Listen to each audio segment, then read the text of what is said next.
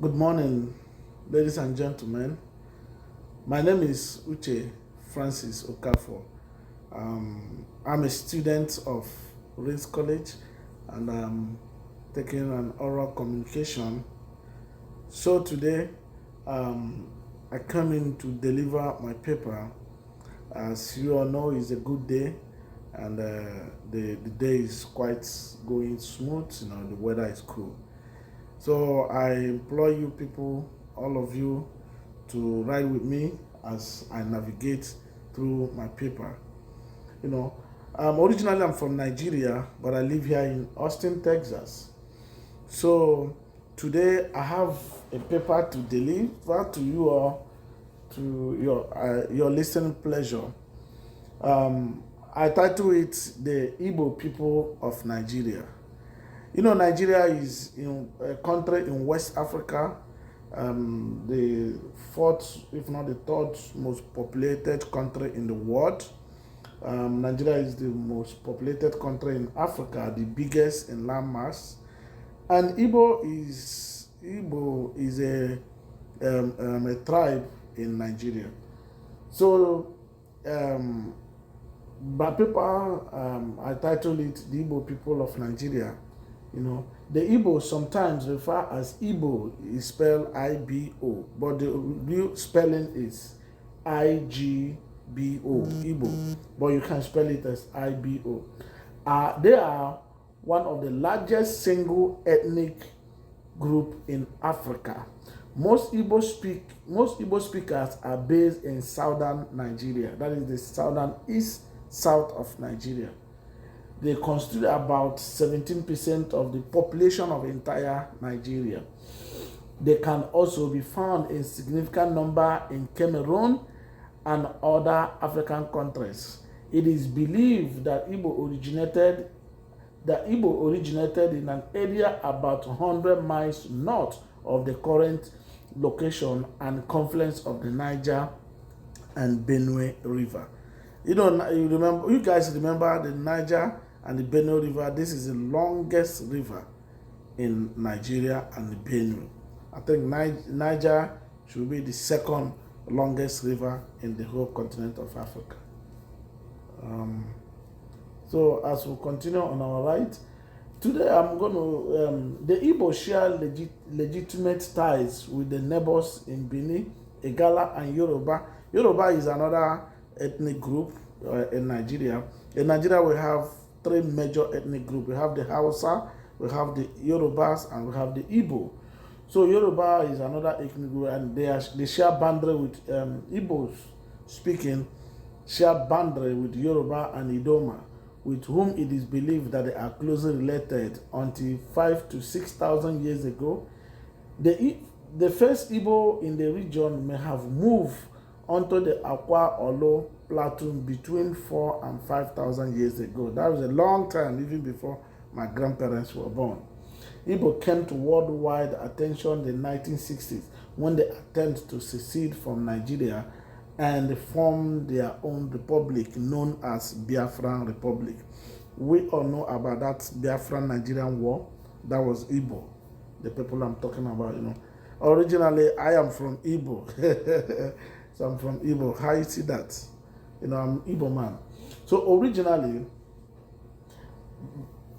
the Igbos are evident as the biggest and ethnic group in Nigeria.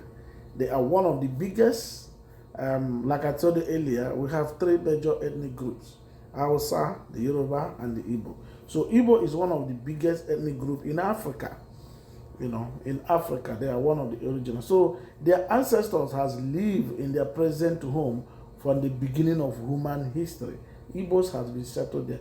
The origin of Igbo people has been the subject of much speculation, as it is only the last 50 years that any real work has been carried out on the subject, on how they came to be. History, pre-colonial life. Pre-colonial life, political organization was based on communities devoid of kings and government chief. That is how the Igbo has been a self-made people.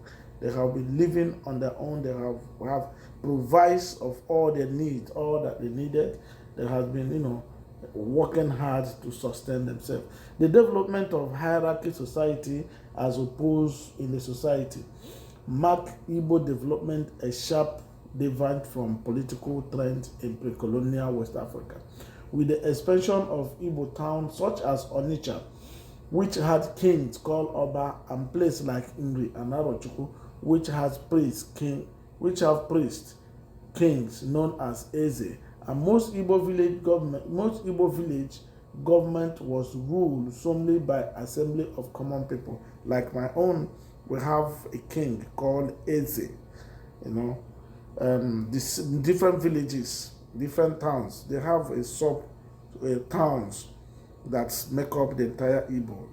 There are about 200 or 300 towns in the entire Igbo that have kings, Obas, the chiefs, the high chief, the local chiefs. They form the government of those days.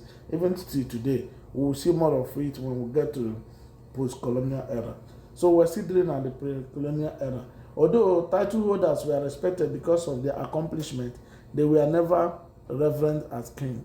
Their responsibility in society was to perform special function given to them by the assembly, not to make law or district policy.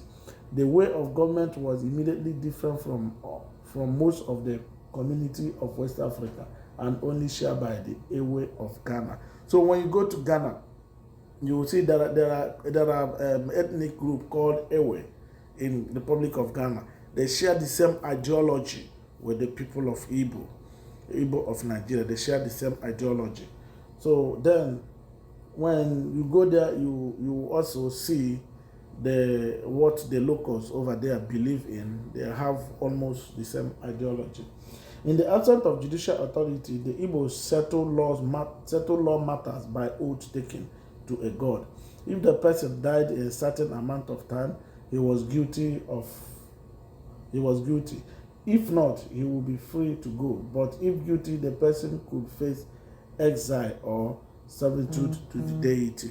So that is how the Igbos solve matter, because there was no courts, no law courts to try offenders or accusers.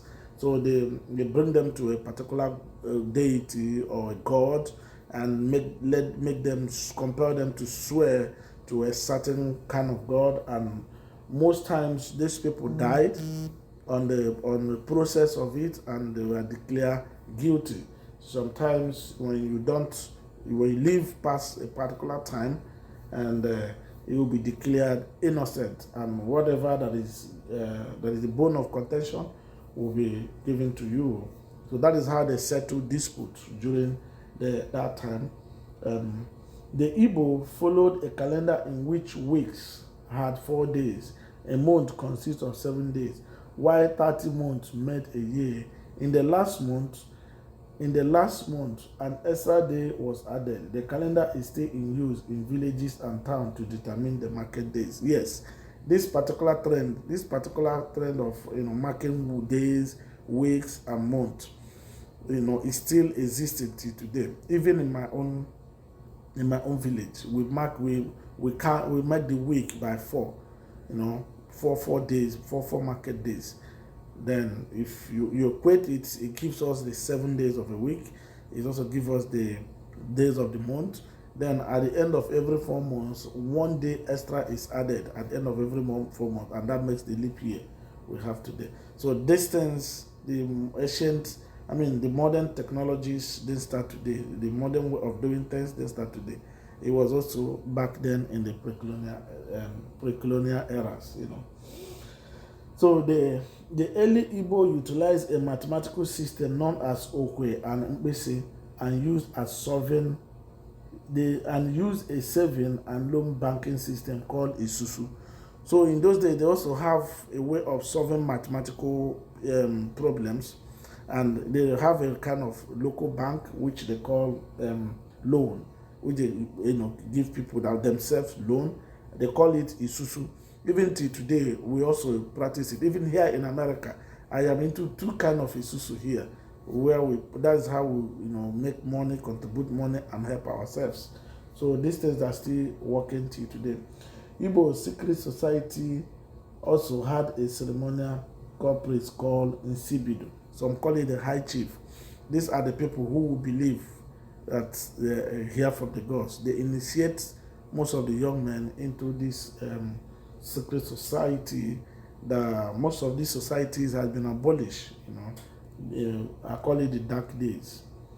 So the colonial period, the colonial period, that is the arrival of British in the 1870s, increased encounter between the Igbo and other Nigerians, leading to a dependent sense of distinct Igbo ethnic identity. Under British colonial rules, the diversity within each of the Nigerian major ethnic groups slowly decreased, and distinction between the Igbos and other ethnic groups, such as Hausa and the Yoruba, become sharp.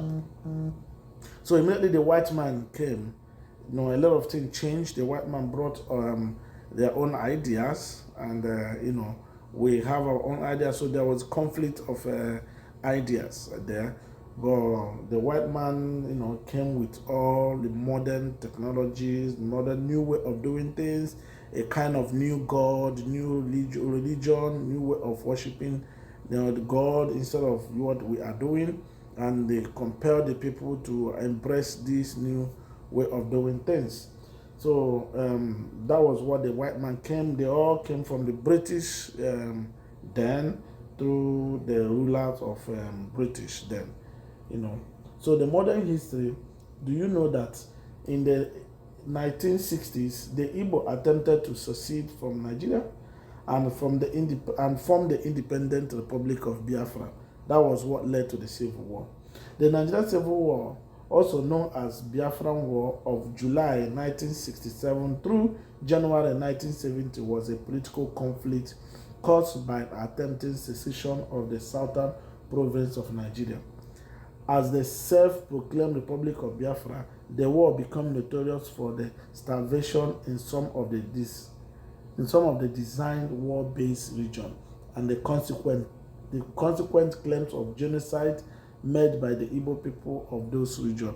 So a lot of people died in this war. This war was fought for about 3 years. My father was a combatant in this war, and my father lost his siblings, his uncles in that war. About 3 million children died. Double of that, women died. Men, able-bodied young men died in their numbers, and minus and plus, about 7 to 9 million people died from the Igbo, and that would have wiped out the entire Igbo race from the surface of the earth. But they survived it, and today I can fully stand and tell you I'm an Igbo man. Yeah. Okay. In addition, as consequence of war, Igbo land has been severely diverted, and many hospitals, schools, and homes has been completely destroyed. The federal government denied the Igbo people access to all hard currencies that has been saved in Nigeria. So our people have they were involved in politics and banking system in Nigeria then, before the war. But immediately the war broke in, the Federal Republic of Nigeria denied the Igbos access to all their hard-earned money they saved in the bank, and all the businesses they have, the properties they earn. They denied them access to it and forced them to retreat back to their huts, to their villages, and they lost, taste of good times. So Nigeria only allowing muscle compensation of £20 per adult bank account holder in exchange for their savings, no matter the size. So they were only allowing them to access £20 only. It doesn't matter how much you have. You are only entitled to withdraw only £20. So, and once you get the £20, you lose the rest to government coffers. So that was how the Nigerian government tried to, subdue them during the war. In addition to the losses of their savings, many Igbo found themselves discriminated against by other ethnic groups, and the newborn Igbo federal government Due to the discrimination of employees, many Igbo had trouble finding employment, and the Igbo became one of the poorest ethnic groups in Nigeria during the early 70s. So this brought hardship, economical hardship to the people of Igbo, the region of Igbo. Igbo was gradually rebuilt over a period of 20 years, and the economy was again propelling due to the rise of the petroleum industry in the abject Niger Delta, which led to a new factory building, but in southern Nigeria. Many Igbo eventually regained government position. The Igbo, however, continued to face many problems and challenges, such as continued discrimination and forced immigration due to the overpopulation. So the Igbo, immediately the war ended in 1970s, immediately the war ended, the government was able to start, rebuilding some of the hospitals and schools, but it wasn't enough, for the population, because when the war started, the Igbo retrenched. They went back to their villages and their huts, and over 2-3 years they reproduced, as the young men and people died, they keep, reproducing. And immediately the war ended, the government saw that these people had been overpopulated, their population is increasing by the day. So government started the building, but most of this project was not cited in the Igbo, communities. It was cited in the neighboring south, the Niger Delta, the riverine areas. But the Igbo migrate to those areas in search of employment, due to economic hardship. They move over there. So the region has a particular religion. The Igbo profane religion people who have believed in benevolent God, usually known as Chukwu. Chukwu means God, who created the universe, Owa, and is especially associated with tree, rain, and plants. According to the traditional religion of the Igbo, there are no concept of gender types such as man or woman associated with the supreme being. So the Igbo does not recognize God as being a man or a woman, but they believe that God is a being that nobody knows his gender, but he is a supreme being called Chukwu, means God. In other belief, before the white man introduced, another form of religion, the Igbo has been pouring libation to some deities. They say the Igbo believe in concept of Ofo and Ogu, which is the government of law of retribution justice. It is believed that Ofo and Ogu will vindicate anyone who is wrongly caused of a crime, or as long as his hands are clean. In as much as you're innocent, it is believed that Ofo and Ogu will vindicate the fellow. It is only the one who is on the side of Ofo and Ogu that call its name in prayer. Otherwise, such a person will face the wrath of Amadioha. Amadioha means the god of thunder and lightning. Try to destabilize justice. Igbo believe that each person has their own personal god, Chi, which is creation, which is created for individual fortune and misfortune. Apart from the natural law of the universe, they also believe that another planet exists. So this is the idea about different planets we have. We have about 6 or 7 or 9 planets. I'm not too sure, but about 9 planets.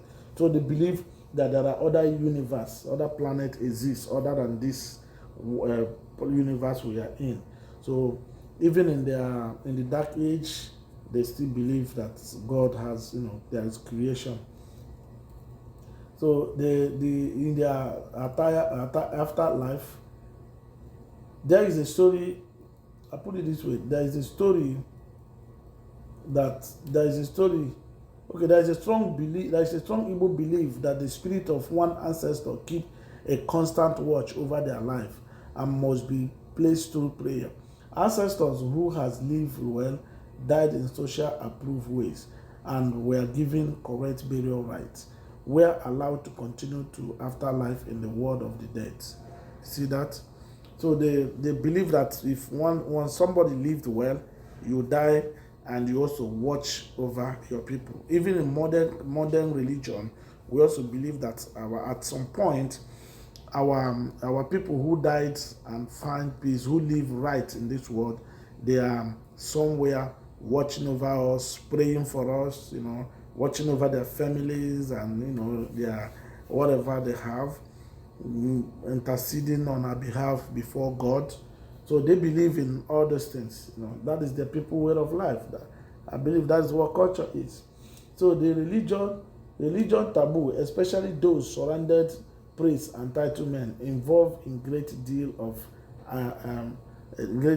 when you involve in a religious taboo. They don't joke with that. The Igbo expected in their prayers and sacrifice blessings such as long life, healthy and prosperous life, and especially children who were considered the greatest blessing of all. So they pray to these gods. They go back in thanksgiving to these gods for blessing, long life, prosperity. When a new birth in the family, they go back to these gods in thanksgiving and praises. And the same way we do here. They desire to often the most precious sacrifice of all lead to human sacrifice. Sometimes they also sacrifice a human being. Yeah. I watched some of the documentary. Even in the course of my research, I was able to find out that most people were sacrificed to this God. Some died, some lived their entire life serving this God.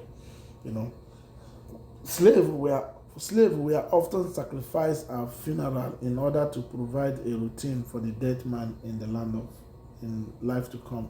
There was no shrine to Chukwu, nor were there sacrifice made directly to him, but he was understood to be the ultimate receiver of all sacrifice made in the minor deities. So the Chukwu, which is the Most High God, there was no shrine, there was no sacrifice made directly to him, and there was no shrine for him. But they believe that in all these deities, all these little gods, whatever they do there, that at the end of the day, that Almighty God receive from them, So, but we all know that those things doesn't work. Those things are lies, But modern religion, the Igbo still practice traditional Igbo religion, although Igbo have largely Christianized due to large missionary presence in Nigeria. Industrial belief system retains such influence, particularly in the suburb and rural villages. As with most Christian people, Christian Igbo incorporates many of the cultural indigenous values, custom and tradition into their own system of Christian worship, mainly debaptizing their origin. Most of the Christian Igbo are Roman Catholic. Yeah. Roman Catholic is a dominant force over them. So if you take a trip there, you will understand more of my research. So they have a way of doing their own things. They have a way of worship. But when the white man came with the Christian religious knowledge, he was able to embrace the missionaries, welcome them, accommodate them, and begin to look into their messages and embrace those messages, practice it, and some of them change their way of worship to a modern way of worship. Today, there are different religions in Igbos. There are Hindus, there are traditional worshippers, Christians, just name it. And there are different Pentecostal churches that have arrived in Igbo land. And all of them are working in harmony with each other. Traditionally, the Igbo have been substantive farmer. Their main shape of farming is yam. The main thing they farm is yam, but they also harvesting. Each harvesting is a time of great celebration. Other staples are cassava and corn, melon, pumpkin, okra, bean are also grown. Kinship group own the land communal. The kinship groups own the land communally and make it available to individuals. So their lands, they were owned by, collectively, not personal. But during farming season, they share the land by family so that people can farm. Next farming season, they move over to another portion and share it among themselves and farm on it. So that was how they live in those things. Then economy, the principal exports are palm oil, palm kernel, harvest from the fruit of the palm, export to Europe and large quantity. It is profitable cash crop. Trading, local craft and physical labor are also implanted in the economy. A high literacy rate has helped many to become civil servants and business entrepreneurs. Igbo women engage in trade and are influenced in the local politics. Music. The Igbo has a rhythm of music which consists of drum, flute, ogene, eba. They play their music, a chaka and other instruments when composing by the vocal, the style they do, So they play this music in large volume, and when composing by vocal, the style of music is called ikurudu. Another popular music from among the Igbo tribe is high life, which is the fashion of jazz and traditional music, and is widely popular in all of West Africa. So they put together the local music, the traditional kind of music, and a little bit of jazz, and produce what is called high life music. So there are a lot of high life legends in Africa, in Igbo. We call the great Oliver de Coke, the great Osadebe. They have, and many others. Even till today, a lot of them have sprung up. So then, in language, the Igbo language largely speak in Igbo language, a total language such as Yoruba and Chinese.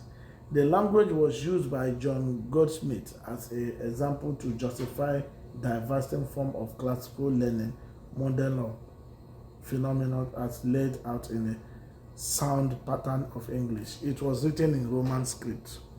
So the Igbo language is largely speaking in Igbo language. Like when I started, I told you guys that Igbo is a tribe, and they also speak a language called Igbo. So it's not like Igbo speak a language called English. The Igbo, their language is also called Igbo. So what I speak is Igbo. I speak Igbo language as well. So in diaspora, you can find Igbo man everywhere in the world. There is no place. It is a saying that anywhere you get into and you don't find an Igbo man, please leave that area. Go all over the world, every look and cranny of the world, you must find an Igbo man. Mm-hmm. So Igbo man is present in everywhere you go to. Following the Nigerian Civil War of the late 60s, many Igbo migrated out of the traditional Igbo homeland in southern Nigeria. Nigeria, due to a governing population, not only have the Igbo people moved to Nigerian cities, including Port Harcourt, Lagos, Benin City, and Abuja, but have also moved to other countries such as Cameroon, Equatorial Guinea, Gabon, Togo, Canada, the United Kingdom, and the United States. Prominently, Igbo community outside Africa, those of London, England, Houston, Austin, California, Atlanta, Georgia, and Washington. You will see Igbo there. In Austin, where I live, we have Igbo groups here, and different Igbo communities are in Austin. So my Igbo race is a thing to know. I implore you to do more research on the internet to understand my teaching today, my paper today. Call for my paper if you need it. I will make it available to you at www.uchechukafo.com. Ladies and gentlemen, I want to thank you again for paying attention and listening to me. I hope I have been able to widen your ideas and scope about this group of people called Igbo, the ethnic group in Nigeria. Thank you once more for listening to me. Thank you again. God bless. I remain Uchechi Okafor. God bless you and thank you.